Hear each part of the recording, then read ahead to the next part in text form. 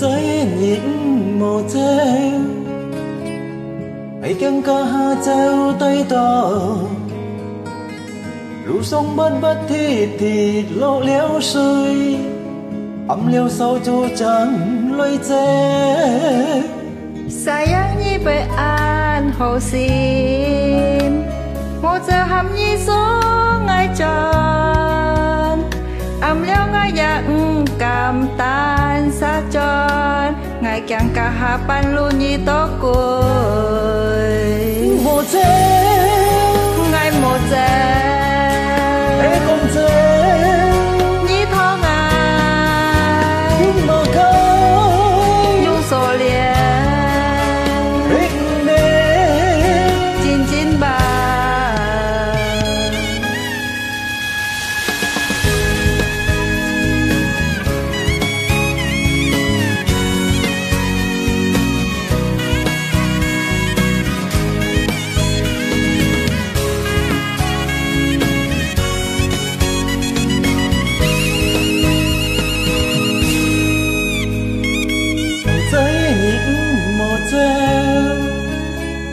hãy căng ca ha treo tay to lũ sông bất bất thì lộ liễu sơi ấm liêu sâu chu trắng lôi che sayang nhi về an hồ xin một giờ hầm nhi xuống ngay tròn ấm liêu ngay dặn cảm tan xa tròn ngày càng cả hà pan lu nhi to côi một che ngày một giờ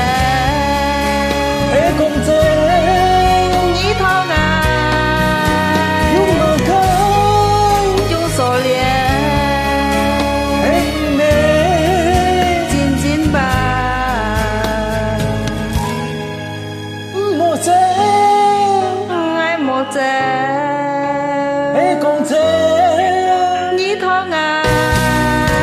nhưng mà khơi chung sổ liền hình nê chín chín ba hình nê chín chín ba ngày một giờ